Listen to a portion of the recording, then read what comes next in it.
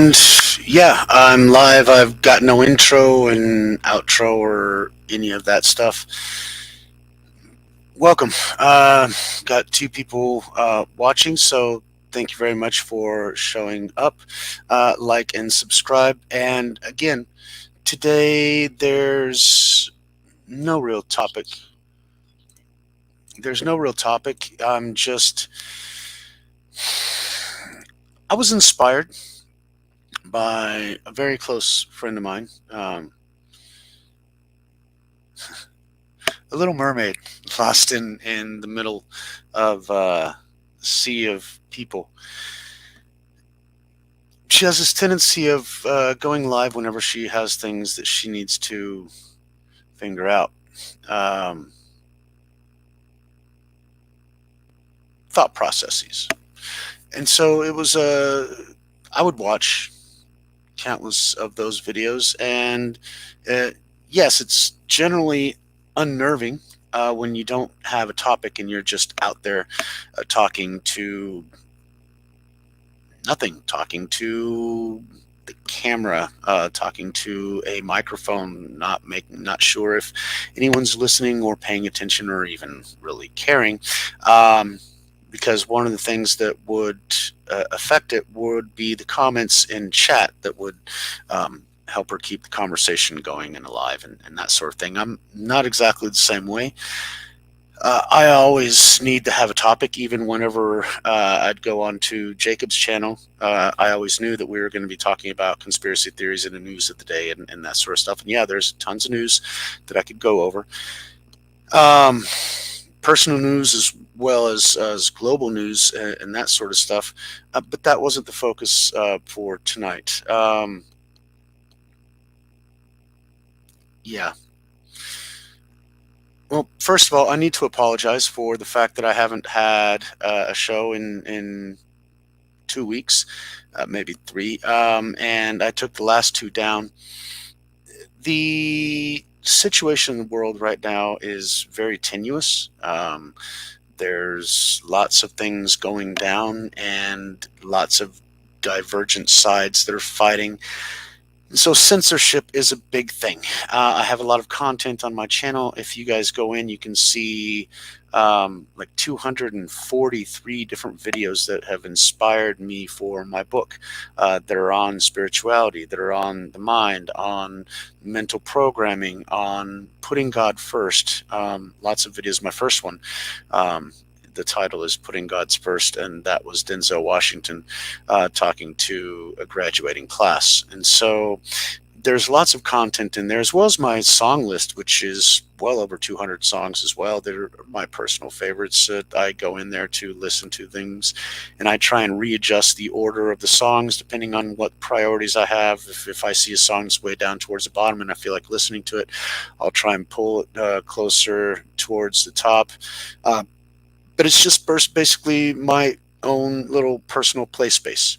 And so losing that because some censor didn't like what I said, or I said the wrong thing, or I talked about the wrong topic, or that sort of thing, or somebody appeared in chat with some kind of God knows what.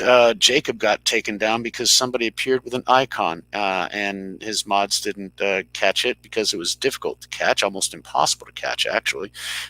He had to actually figure it out later. And he had friends on Twitter that helped him talk to YouTube to get it figured out. I don't have friends on Twitter. I'm not even on Twitter.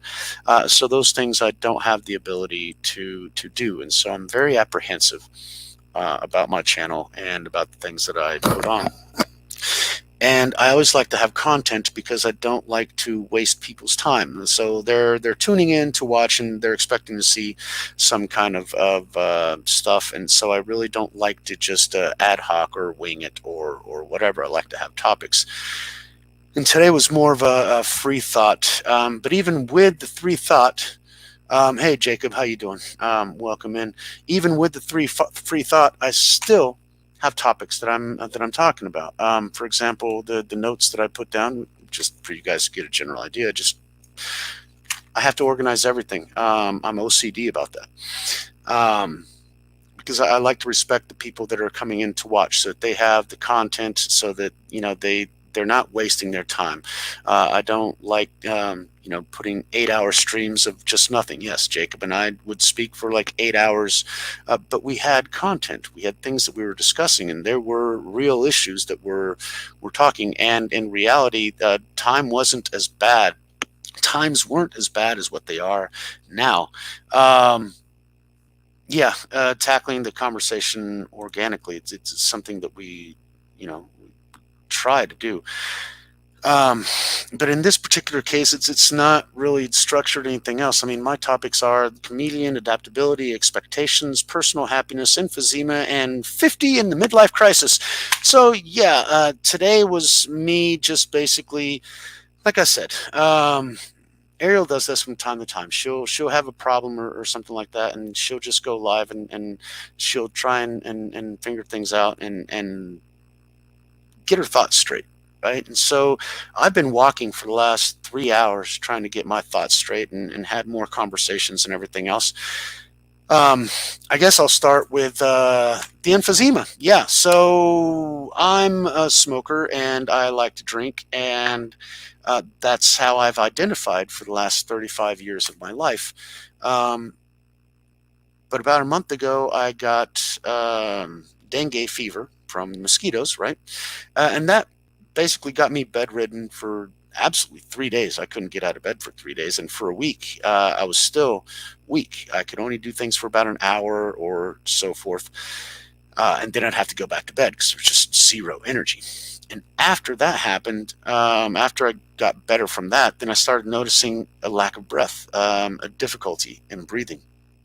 It's very annoying and agonizing for me, um, which is why I'm trying to cut back on smoking. In fact, sorry, I'm just going to pull up my calendar right here.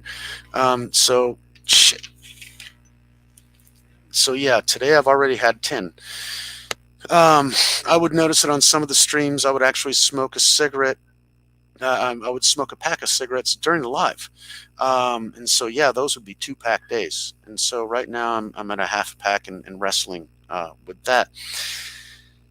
But, you go into the Mayo Clinic, and one of the first things they say, stopping smoking immediately and completely is the most effective treatment for emphysema. So regardless of all the, they also had bronchodilators, inhaled steroids, antibiotics, corticosteroid drugs, and that sort of stuff that can actually help it. But number one is quitting smoking. And that's the biggest thing for me, because I've been a smoker since I knew myself as a person. I was 13, 14 years old, and I identified as a smoker. I almost quit when I was 16. I got down to one cigarette a day, but I couldn't, because I couldn't be a non-smoker, because they're a pain in the ass. They're always riding everybody else and judging them. Oh, you're smoking a cigarette. That'd be bad. Now I realize I see people smoking, and I feel like telling them, hey, dude, I can barely breathe. I recommend you wouldn't do it, but I don't, because I don't want to be that fucking jagoff. That was the reason why I continued smoking, because I didn't want to be that guy bothering somebody else in their life. Let people live. But yeah, I tried to quit cold turkey. That didn't work. Yeah, bouncing ideas off of others is okay. The problem is that the reason that I like things structured is that I can't be myself very much, because I'm a pain in the ass. And that's basically one of the reasons why I wanted to come on and do this live. Uh, because I had a conversation with my dad today, and argued. I had a conversation here at home and argued, and had a conversation with somebody on the other hemisphere and had an argument. And it seems that no matter who it is that I talk to, I end up being argumentative. And so I was told, well, why don't you just stop being me? Oh, but you're trying to call attention to yourself. I'm not really. I'm sort of one of those wallflowers. I stay up there because my dad was the one who always had the attention. And so I was always in the corner, just minding my P's and Q's, and that's where topic number one comes in: chameleon. Because I learned to be a chameleon. No matter what situation I was in, I would adapt to the situation, which is topic number two: adaptability.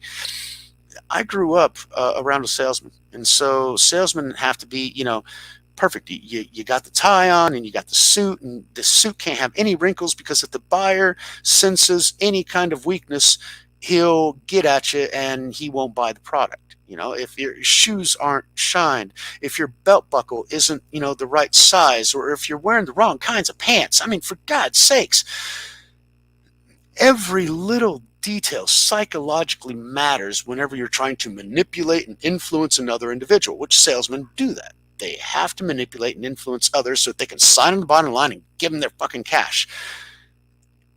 And so I adapted, and I was a chameleon. No matter where I was, I would adjust myself to be in the environment where I was. And I still continue doing that, because on the different shows and programs that I've done over the last couple of years, I seem to be a different personality depending on the program that I'm on, depending on the people that I'm surrounded by.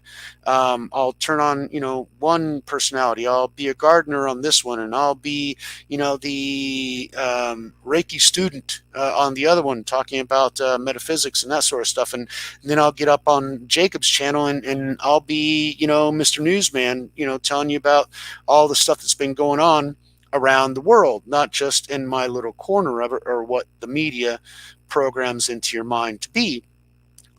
Because at one point I was spending 16 hours a day listening to news. And so it was a lot of information. And then somebody was arguing with me that, what is all that information?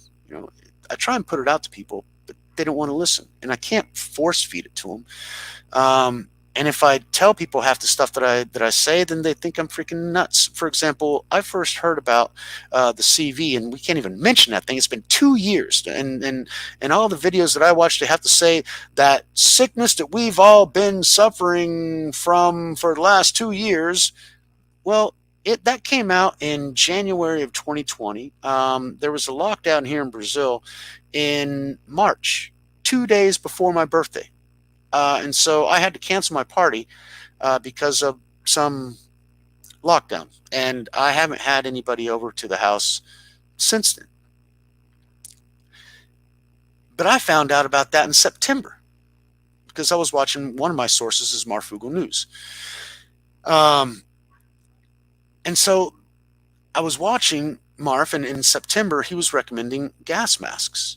And I'm like, whoa, okay. So getting that together with the larger ideas of what the N with the W and, the O thing, the ones that they're doing over now and over in Davos, trying to create a new reality to where we're all going to be happy. You won't own anything. You won't have any privacy. And, basically won't be able to do anything, because robots and AI are going to be doing everything, but you'll be happy. So these megalomaniacs that think that they own the world and can control everyone, they just need to be able to manipulate us of some sort.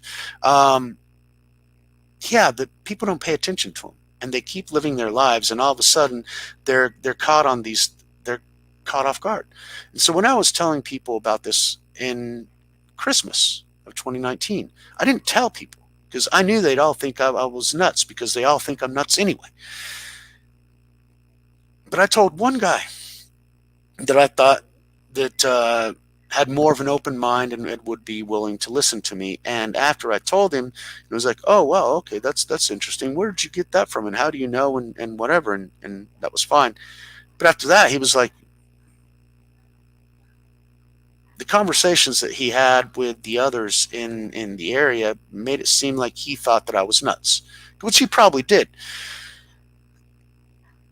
But a couple of months later, when all this shit hit and everybody was locked down, he's like, well, how did Mike know? He told me about this beforehand, and how did he know, and what are his sources? And yeah, well, the thing is that I've got a lot of fucking sources, and I don't want to toot my own horn and all this kind of shit, but I am close to fucking genius, and I have studied my ass off and read fucking everything. I mean, back in 90, I was in the top 12% of people in students in the United States. I mean, for fuck's sakes, I was accepted to Harvard and MIT. I just couldn't pay for that shit.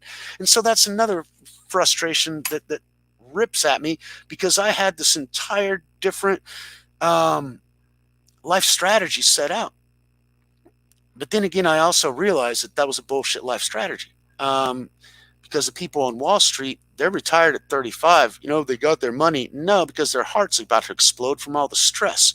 Their mind's about to explode from all the lies and finagling and everything else that they've done. It rips at your soul. And I didn't want that for me. And I see how people would drone on in their jobs and year after year, and they would slightly just disappear. Their essence would just kind of fade, and they wouldn't be who they were. And this, well, it's life, you got to pay your bills, and you just got to do what you got to do. You got to go in and plug. So as a teenager, I was like, no, I don't want to do any of that shit. Why do I want to give up my life because of some programming that somebody else put in that we have to do? You have to get the great education, the greatest job, and the greatest, get your money, get your money, get your money, get your money. Still dreaming about a BMW. Haven't had one, except for the little cars, Matchbox and Hot Wheels cars. Yeah, I got plenty of those BMWs, but the real one, no, I've driven them. Have friends that have BMWs. That's great for me. But that's one of the things that just rips at my soul right now. Because I try and be a deeper and more understanding person. And like Leo says, well, none of the prophets, were wearing, gold lace clothing. They were dressing in rags. They were wearing nothing other than, goat hair, which was the cheapest thing that you could find at that time. And I'm wearing clothes that I bought 30 years ago. Why? Because I don't feel like buying any of the other stuff. And personally, I don't feel like I have to impress anybody. I don't want to have to impress anybody. But since I don't, then I really don't. Because there's no respect. Yeah, I'm just some worthless bum that can't even pay his own bills, which, Carl actually mentioned that about me. So that kind of hit right there. But it's the image that people get from seeing what they see. A broken man after 20 years of dealing with this reality where things are half the quality of what you would expect and 3 times the price. And so you kind of give up on life. And so in the short term, it's okay. It's tenable. You give up a little bit of the materialistic things about life and that sort of thing, and you start to adjust. But after 20 years, you're like, my God. For example, the gym. To go to the gym, they had like a 30 the equipment, and the equipment was older and it wasn't as good. I mean, I played for the national champion Texas Longhorns. And so you can think about the locker room for a championship football team. I mean, the best equipment, the latest equipment for every single muscle that you can imagine, even the neck, which is the one that I focused on the most because I have 3 herniated discs. And so I need to work on my neck to ease the pain. But they don't have those things down here, and it's too damn expensive. So I don't actually go to work out. And that was okay in the beginning. But after 20 years, it starts to work on you. So now I've got my kid was talking to my dad, and he's going, well, did you have a 6-pack abs when you were younger? Because my dad, talking about me, said that he had them. And I'm like, what do you mean had? Because I'm happy that I'm thin. And if I actually stress enough, I got a 6-pack that can show. And he just laughs at me going, no, but that's not one of the ones that sticks out. And I'm sitting there going, well, shit. And he's right, because I haven't worked out in eons. So there's this dichotomy about adapting, but I always adapted because of people's expectations, because you read, and whenever you get into human psychology and sociology and in human interactions and sales and all the things that are about dealing with other people, yes, I would adapt to the individual to try and be as gracious or acceptable as what I could read from that individual that they could possibly. Now, I can't read their minds, but but I can get a sense of what they would be expecting by seeing who they are. And so one of the things that we do is sort of mirror the people that are we around, and that's one of the techniques that is used in sales to get people to like you more. You mirror them a little bit. However, mirroring isn't who you are. It's putting out the expectations of the others. And yeah, that's fine when you're a salesman and everything else. You're doing that to impress somebody else and get them to accept you. But after a while, you lose yourself, the essence of who you are. And so I would just try and be myself, and people are off put. They are shocked, or, like somebody once told me I have verbal diarrhea. And so I say shit that sometimes I shouldn't. And Jacob knows that very well because I got him a couple of strikes on his channel because of my verbal diarrhea and my inability to keep my mouth shut. So, yeah, those are the way things go. And, whenever I created my own little reality here, and about 10 years ago when I started drawing away from people in general, so that I could be comfortable in my own skin, be myself, and find out who would be comfortable being around me. Because it's fine people being comfortable with you when you're exactly like they are, when you dress like they do, and you talk like they do, and you say the things, and you think the same way that they do. Everything's peachy keen. That's not who I am. I'm not a constantly smiling individual. In fact, my dad today in the conversation said, "Son, I wish you were happy. I'd like to see you happy." Yeah, that's why I got stoned and drunk on a constant basis, because I wanted to be happy too. And studying psychology and everything else, you realize that serotonin and dopamine are the happy drugs. And so if you stimulate those, then you'll be happy. But that's a superficial happiness. It's not a deeper, the joie de vivre, the joy of life, the essence of being, the reason why we're here, your raison d'être. Yes, I spoke French. I was 85% proficient. So if somebody's got a problem with that, learn something. Yes, I'm arrogant because I pushed. I was part of academic decathlon. I mean, I excelled at everything that I tried to do. Was I the best? No. In everything that I did, I was always second best or third best, or, in band, I was second chair trombone player. Right? When I was playing in football, yeah, I warmed the fucking bench, but I was on the team and I trained with them and I learned what they learned. And because I started late, most of these guys started when they were 8 years old. I started when I was 13. So I had a lot of catching up to do. And so whenever I did finally catch up to them, all right, so here we go. Got to have one every time you're on, Andre. Michael McIntosh for president in 2024, although I prefer Trump myself, but that's just me being me. But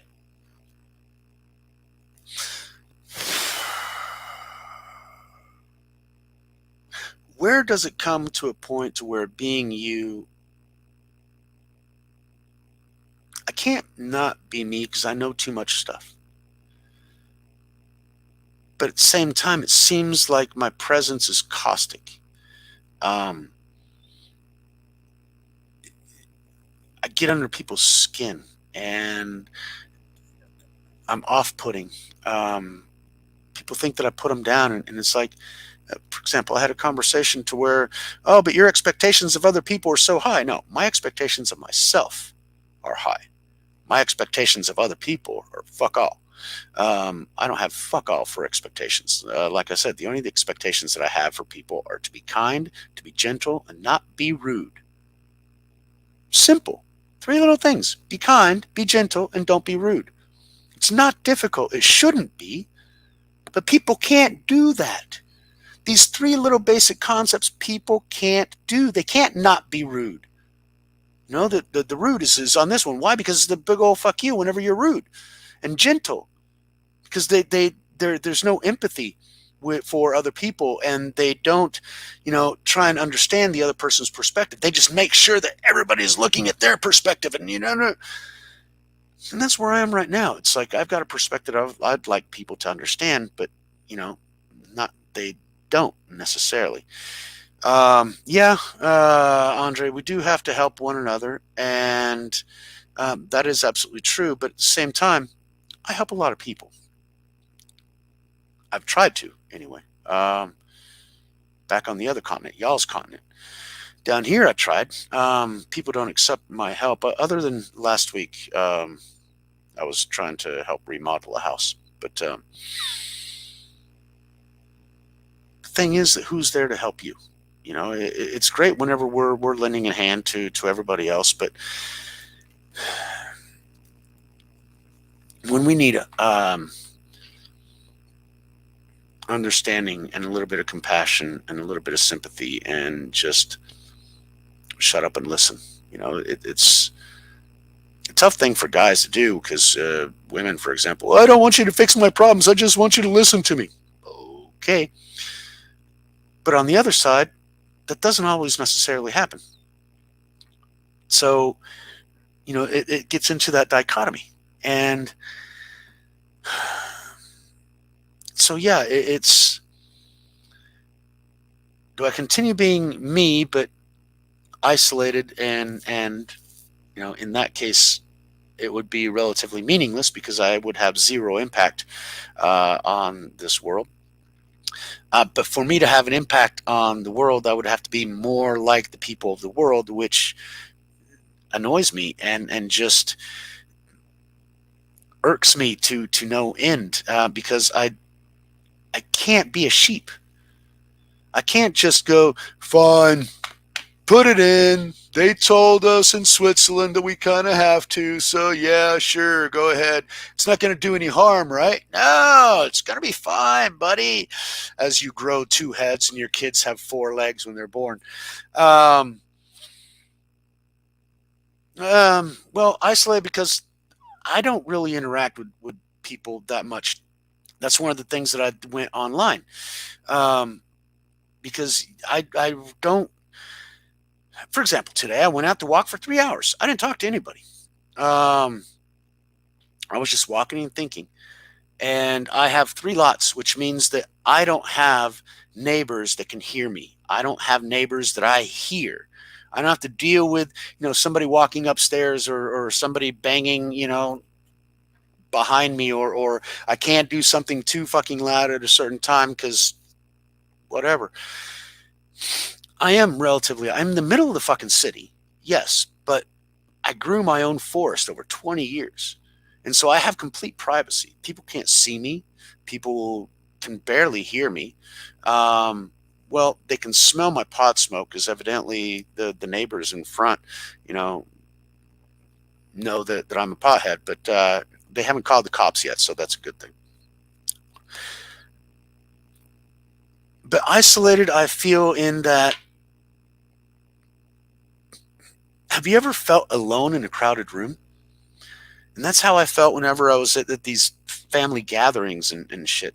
Everybody be talking about, their jobs and all that kind of stuff. And I'm like, yeah, what job do I have? I'm a fucking English teacher. Or a football coach. So they can't relate to that. And so they'll come up with some, innocuous stereotypical thing about football, trying to be, but that there's not an understanding. And so there's this place to where you feel not understood. And for the last 7 months, on some level, not on all of them, but on some level, I felt listened to and understood. And it was a breath of fresh air, to be honest with you. Now, not understood on all the levels because that's what I was doing on Q News. We were going on all kinds of other levels, and yeah, talking to Jacob, we got on to some really big rabbit holes. So, yeah, there are things, and I'm still trying to work on my book, and unfortunately, I'm starting to get away from the the place I was when I wanted to write it. And now I'm like, why do I need to? Yesterday I went to go watch Doctor Strange and the Multiverse of God. I forgot what the fucking rest of the title was. Doesn't really matter. It was all predictive programming. It's what they're trying to show us that they're trying to create and all this stuff. But at the same time, it is real that you do have a multiverse and you do have those things. Um, and we try and understand how we fit into all that. But the big lesson that I got from last night's movie is look, all those multiverses exist, but they all exist somewhere else. You're here and you're here for a reason, and there's something that you need to do here in this multiverse, in this universe, within the multiverse. And that was a focus of my book, The Universe and You, Why Both Matter. Because there are lots of people that said, well, the universe is huge. Who are you? You're insignificant. Quit being an arrogant prick. But at the same time, the universe was created so that you could be you. And subsequently, the quantum multiverse was created so that you could be you and that every single decision and possible decision would actually be played out. And the versions of you that are shittiest, well, they go into the waste bin. So hopefully the version that you're living in this universe isn't the worst version of what's possible for you, because that would be kind of fucked up for you. And most likely you won't be the best version of you because there's billions, actually an infinite amount of yous out there. The only thing that really matters is what you're doing here in this one. And after a while you start questioning your impact, veracity, or thinking whether or not life in itself is futile, because you see people in the rat race and everything else, and they'll lose their job, and hey, in 3 days they'll get somebody else to replace you, doing it better, doing it worse, but they're doing it. And I felt that way here, because I'm expendable in this place. I'm not anyone's family.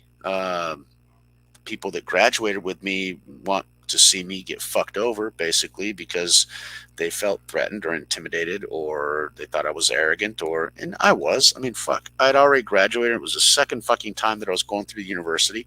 The courses here are laughable compared to what I was doing at the University of Texas, much less what I was fucking learning at MIT. My God.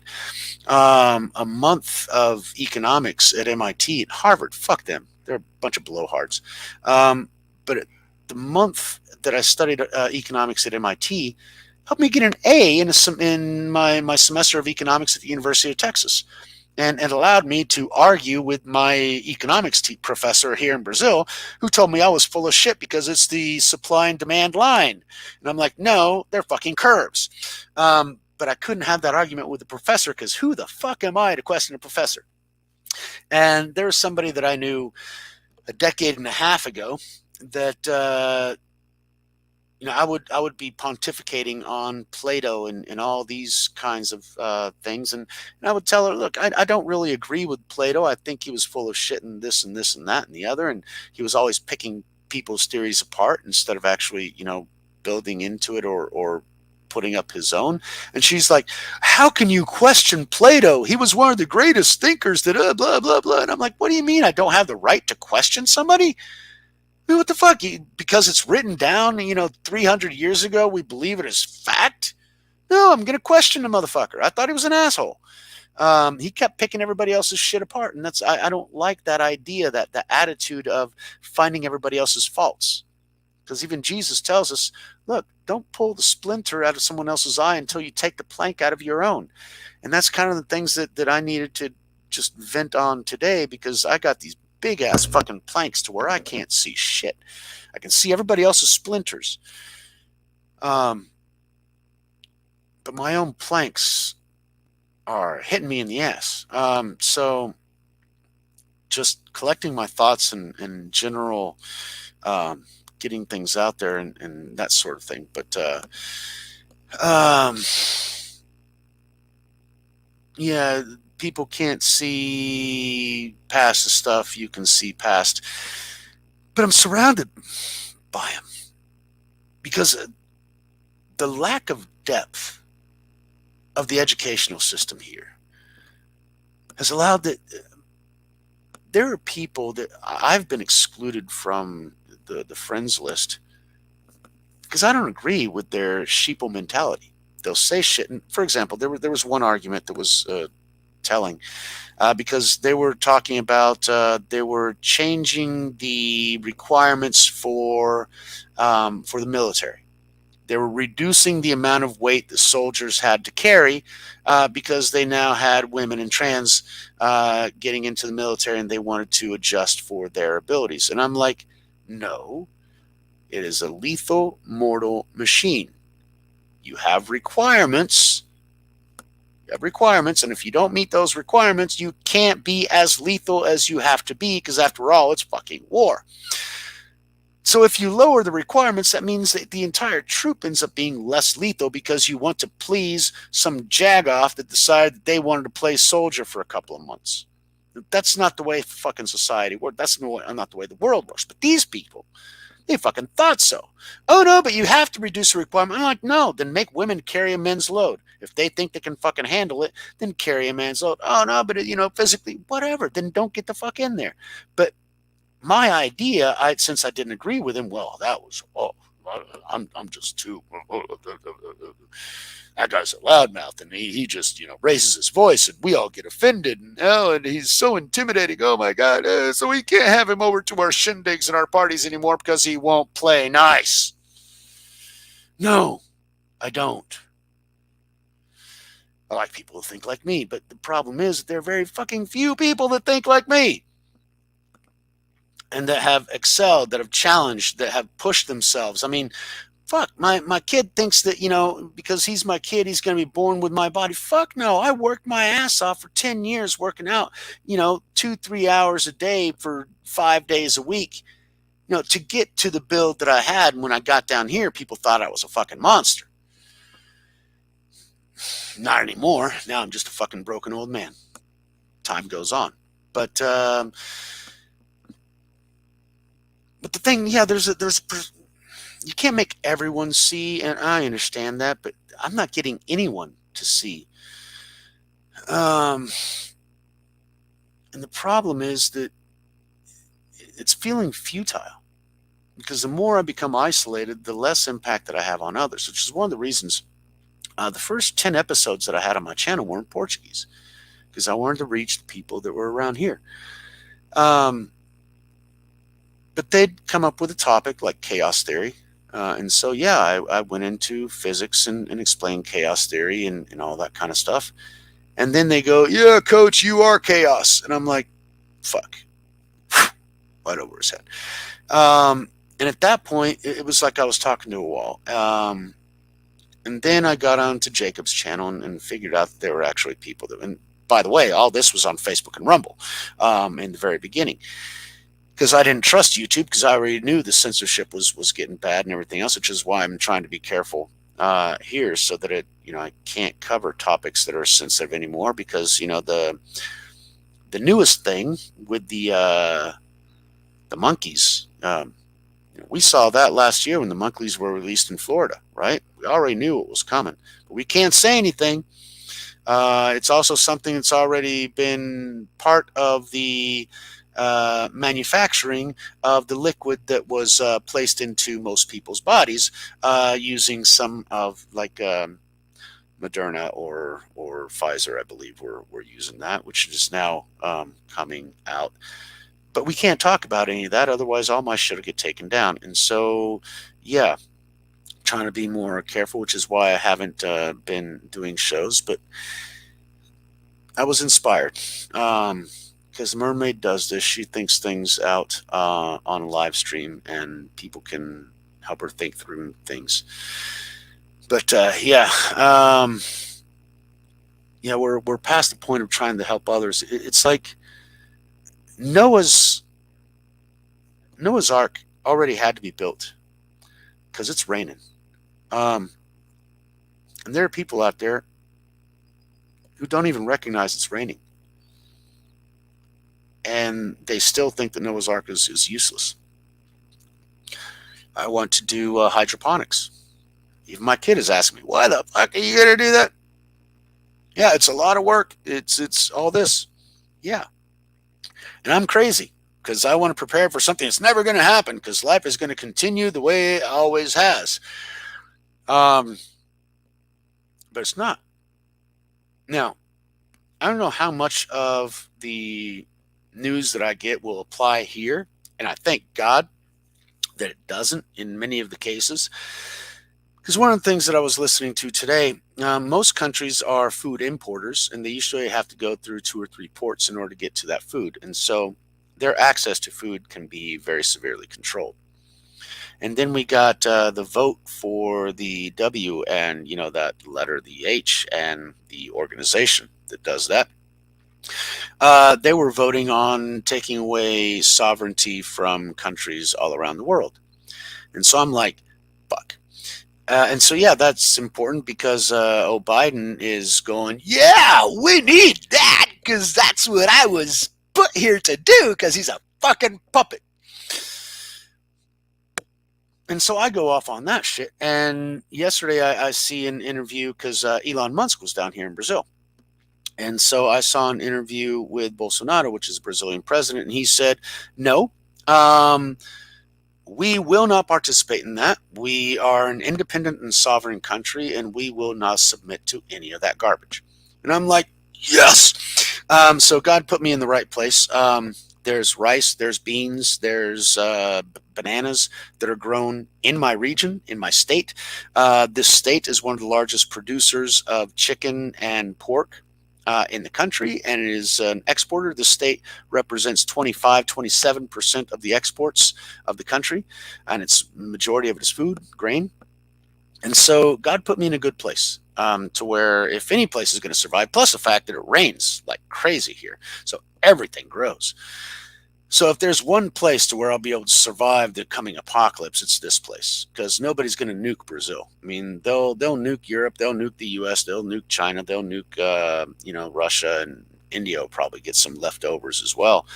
But nobody gives a fuck about Brazil, sir. They're not going to do shit here. But then again, China's got a base in Argentina because they bought out Argentina's debt, and so they got a base down there.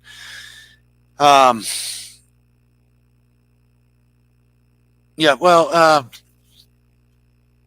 yeah, it's hyperbole, and they're trying to get people afraid. But at the same time, I do remember a little book called Revelations that tells us that uh, an entire day's wage will be spent for a loaf of bread.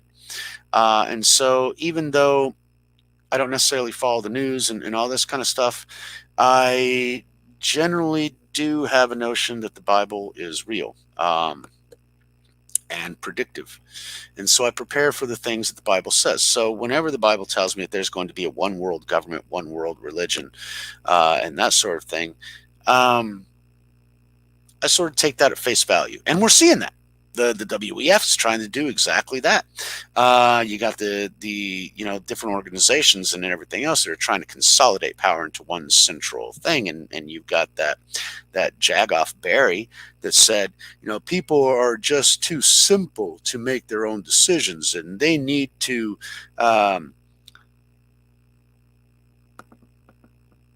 give up their sovereignty and submit to an all-powerful sovereign. And I'm like, that's called the Antichrist, you asshole. And I also believe in the mark. And so I try to do things that will avoid that. And one of the reasons that I wanted to come down here is because I know that once the mark gets in, you won't be able to work, buy, or sell, which means that I have to produce everything that I need to survive. Now, is survival pretty? No. Because survival is, like Noah. He had his kids eating the fungus off the rocks and shit. The stuff that isn't going to harm anyone else. And so that's not the life that people are used to.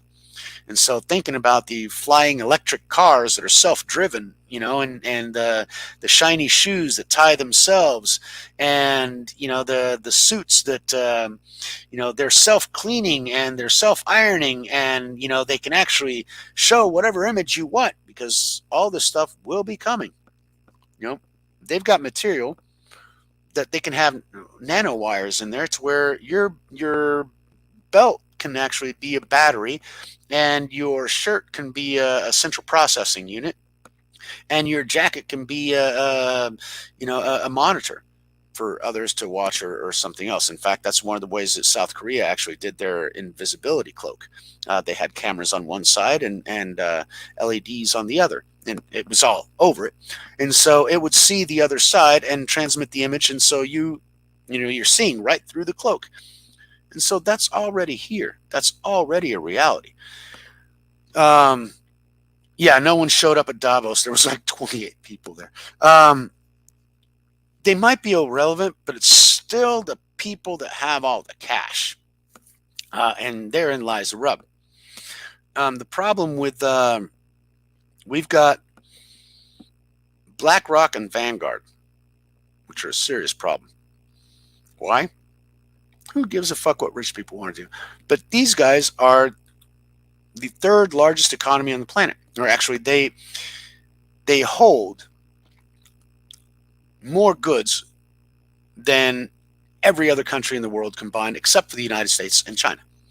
So, Vanguard and BlackRock own everything, and that's a scary thought.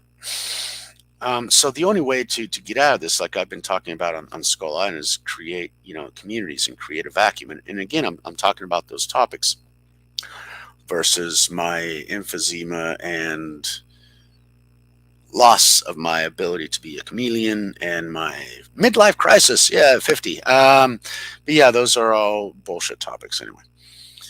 This is a lot more fun. Personal happiness. This talking about this stuff and actually having people understand, and yeah, I'm happy in that. Whenever I'm doing that, whenever I'm doing those things, I feel a certain personal fulfillment, and that's a good thing. Um, the problem is that I can't be that happy person around other people, like my mom or my dad. My God, my mom's a snowflake. She triggers me sometimes, and I definitely trigger her. She's hung up on me 3 or 4 times in the middle of a conversation because I'll say the wrong thing about the current vice president, or I'll mention something about some kind of woke idea, and she'll just go off the rails and buy. My dad's more accepting, but at the same time, he's sad about the fact that I can't integrate. He used to tell me, "Well, son, you're going to have to adjust to society, or society will eventually break you." Well, they haven't broken me yet, but I'm 50 and I'm almost fucking there. But yeah, that's a whole nother reality. And therein lies the rub, because I can't have any real success in this world unless I'm able to integrate with other people. And try as I might, I haven't been able to down here at all. I can in the US, I guess. I can't even integrate in Mexico.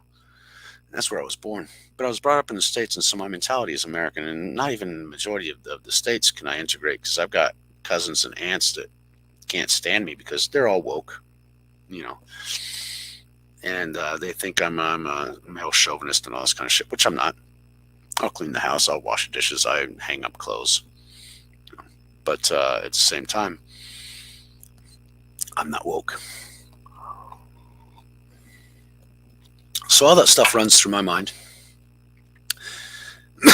And particular choices I've made, I've been happy in the conversations that I've had. Yeah, there at some points they can be relatively superficial, but at the same time, it's on an emotional basis that I haven't felt in such a long time, that connection, that sappy bullshit. If you've know what I'm saying. And so yeah, it's all the red chakra and all that kind of stuff. But at the same time, it's a comfort. It's a sort of acceptance that I haven't felt in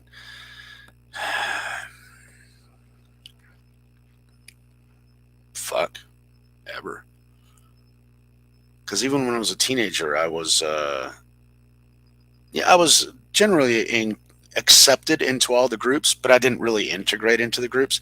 So yeah, I had nice clothes so I could actually integrate with the preppies, but I didn't stick around and agree with everything they said, or had the money to keep up with them. So I didn't stay with the preppies very much. Yeah, I played football and I played tennis and that sort of stuff so I could be with the jocks, but they would be verbally abusive or sometimes physically abusive to other people, and I couldn't abide by that. Because my fundamentals are Christian first and everything else later. And so just being mean to other people just wasn't in me. And so I couldn't keep up with them. Then you have this other group, and then you had the people. I was in honors classes and advanced with honors. Fuck. My senior year, I only had one class in order to graduate. The rest were all college courses. AP, God, what was it? AP Government. Then I had AP French. I had AP English. I had AP Calculus. And I had another AP course that I forgot exactly what it was.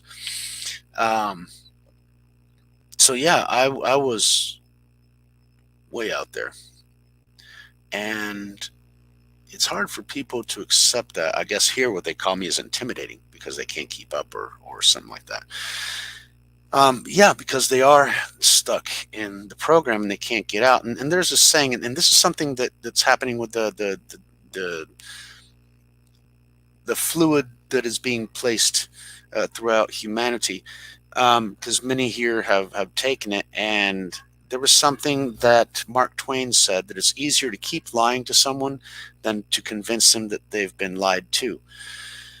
So, yeah, um, that's tough. So I can't keep, banging on their heads. You've been lied to, and stop doing it, because they just get mad at me. So I just step back and let them live their lives, which I guess would be the best thing. But at the same time, it hurts because I know that they're going to get hurt. I know they're going to get seriously hurt. And I don't like to see that. I don't like to see anybody get hurt. And then, I got my dad talking about Ukraine, and I wish I could tell him the truth about Ukraine, but whenever I do, he just sort of rolls his eyes and goes, "Really, son?" Um, or about the thing in Texas, and I tell him, that's, well, first of all, Texas is a gun-toting state, so we know what kind of legislation they're going to try and push through after this one. And if this isn't an FF or a Fantastic Freddy, or something to set it up, or the M with the letter K, and you got the Ultra that goes after that, and something that was actually a German program back in the 40s that was perfected by the CIA. So yeah, I can't tell him that 18-year-old punk was, part of that program. But at the same time, when I was that age, I felt the same damn way. Because people bully you, people tell you things, and they just have no sense of any kind of decency towards other human beings. And so when I first got here to Brazil, I was told that I was the defender of the weak and oppressed, roughly translating the phrase in Portuguese to English. And yeah, that's what I always was. I became strong so that I could protect people from the bullies, um, and also to make sure that I would never be bullied. But nowadays, the bullying isn't physical; it's psychological and emotional. Um, and so when you try and put your ideas forward, then you get the emotional abuse and the psychological abuse. And over the years, it's like I say, it seems like they keep kicking my knees out from under me. Um, and that's why I just isolate more and more and more. So, you got people who don't accept, fine. You turn your back and you walk away. That's you rub the dust off your feet and you continue on your way.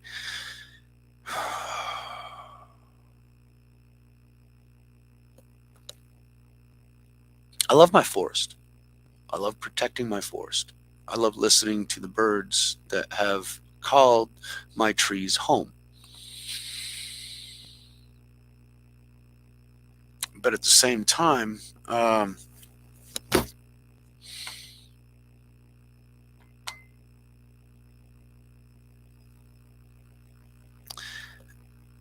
wish I had the ability to be my dad and just forget about all that stuff and just be in the moment and tell some jokes and be trivial and you know it's easy to do whenever you're closing sales and you got cash and you feel on top of the world. You can be trivial because you don't have anything to do. Um, yeah, I'm not at that position, but at the same time, I know shit, and I'd like people to know too. But at the same time, I got other people telling, yeah, but your shit ain't shit because there's other shit that's even deeper than your shit, so you're just mediocre shit. So fuck you, sit down and listen. Okay, and I do that too. Um, so yeah, it's been rough and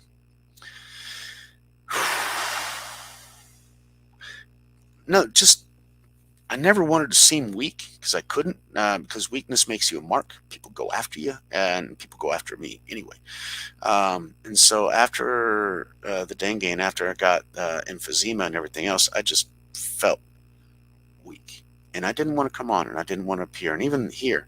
Um, I came on live, and it's not program. It's not my Tuesday show. It's not Skull Island. It's coming on something else. And it's just here. It's like I said. I'm not used to coming on without topics or notes or anything else, and I'm not used to just exposing. Just I'm in my pajamas right now, so yeah. Not trying to impress anybody. Just trying to breathe.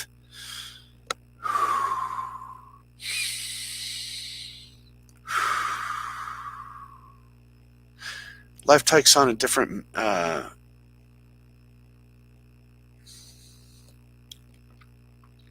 perspective. Things in life take on a different perspective when breathing is a priority. So that's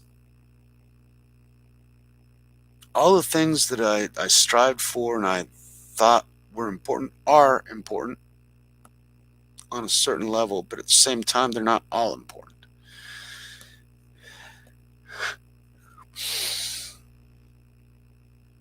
Humans are social animals.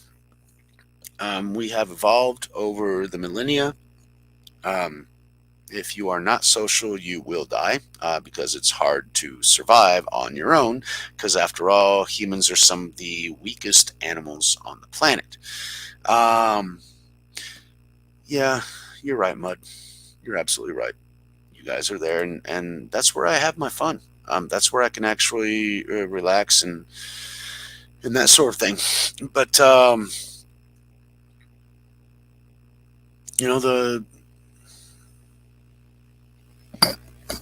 mermaid has her advantages as well, and it's not just um, what she puts out there in public. It's the understanding, it's the comprehension, it's the being there, it's listening to you, it's um, liking the same kinds of music, it's laughing at the same kinds of jokes. I mean, I'll tell a joke here in Brazil, and people don't fucking understand me. I've got American jokes, I got Mexican jokes, but they don't get it. And the things that I feel comfortable with and that sort of thing.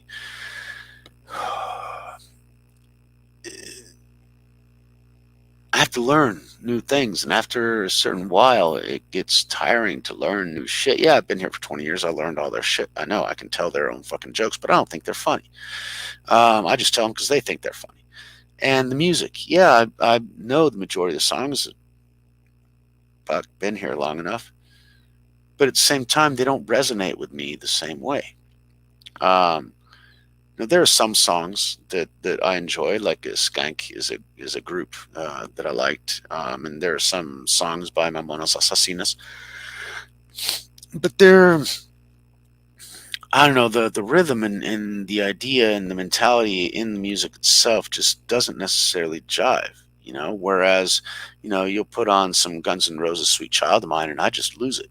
It's just because I remember in the concert, and banging my head and buying the T-shirts and listening to that album or CD over and over and over and over again. That resonates and becomes part of your character, your personality, and that sort of stuff. And having people understand it at that deeper level is, I never realized that it was actually important because I thought it was all superficial bullshit. Because I think everything's superficial bullshit. Um, that's just part of my arrogance. So yeah, the part of going on here, I didn't know how long I was going to be on, but yeah, I've been yapping and going on for an hour now about my own bullshit, with no topic and just going on. So yeah, trying to find a new, not a new purpose, trying to refine an old purpose in life. Um, but yeah, new friends, new people to be around, new things to do, new things to focus on. Um, yeah, everybody's at different levels, and it is what it is. Um, yeah,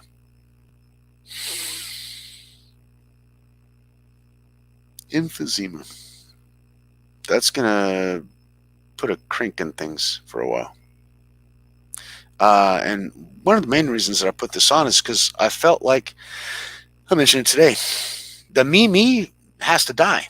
Why? Because I always identified as a drinker and a smoker and a pot smoker, and I can't smoke anymore because emphysema treatments, bronchodilators, inhaled steroids, antibiotics, but stopping smoking immediately and completely is the most effective treatment.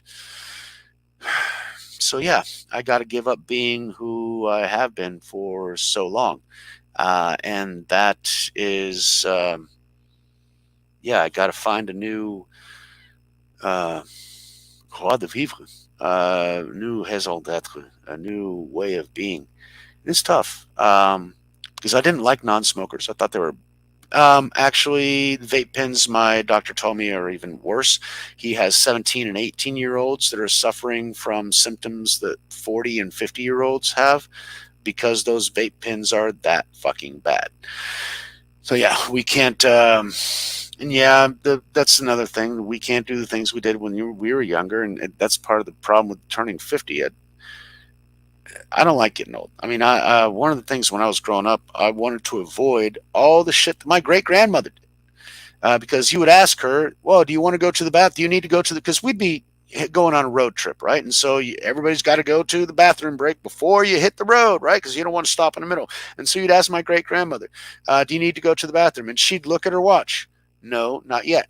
You'd ask my great grandmother, are you hungry? And she'd look at her watch. No, not yet.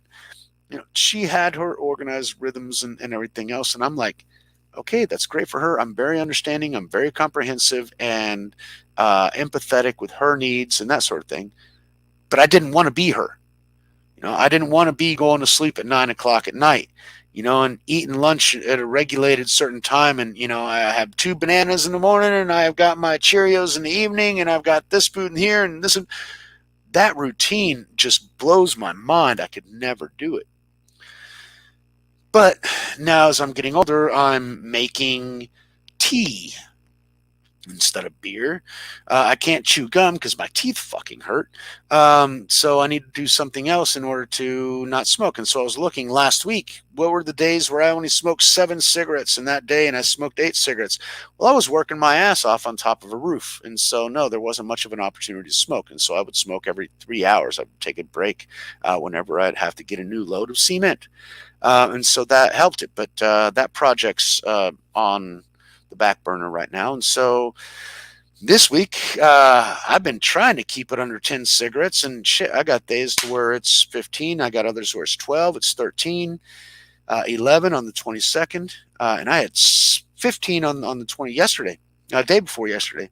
I had 13 yesterday. And so it's hard getting back to that 8 and 7. And I have to. if I want to keep breathing. um, yeah, I kind of enjoy breathing. So yeah, life has its things, and so I apologize everybody that I haven't been doing um, nicotine gum, the patches. I could probably do the patches, but they've also told me that I can't smoke at all with the patches, and part of it is psychological. I get in my car, I want to smoke a cigarette. I drink coffee, I want to smoke a cigarette. I drink some beer, I want to smoke a cigarette. I eat, I want to smoke a cigarette. I sit out here just to mull over life, I want to smoke a cigarette. Because my entire reality, that's what I did. For everything, I was just, that's why I sit out here. They say, oh, but you isolate yourself out in your area. Yeah, I isolate myself because I smoke. And so I smoke outside. And so now without smoking, it's like there's no reason for me to be out here. Then I actually have to integrate in there. But I realize there's a reason why I smoke because people are fucking boring. Um, but yeah. Hey, Mad Pug. Um, Nice to see you in here. But yeah. Oh, Aaron Moriarty, is his show on? All right, cool. So I'll drop off of here. And yes, I know that, and I appreciate very much having people to be able to bounce things off of. So I appreciate everyone's attention here, and look up Truth Quest because his show's evidently starting up. So go ahead and head over there. And thank y'all for showing up and putting up with my blah, whatever it was. So yeah, thanks everyone. Appreciate it, and have a good night.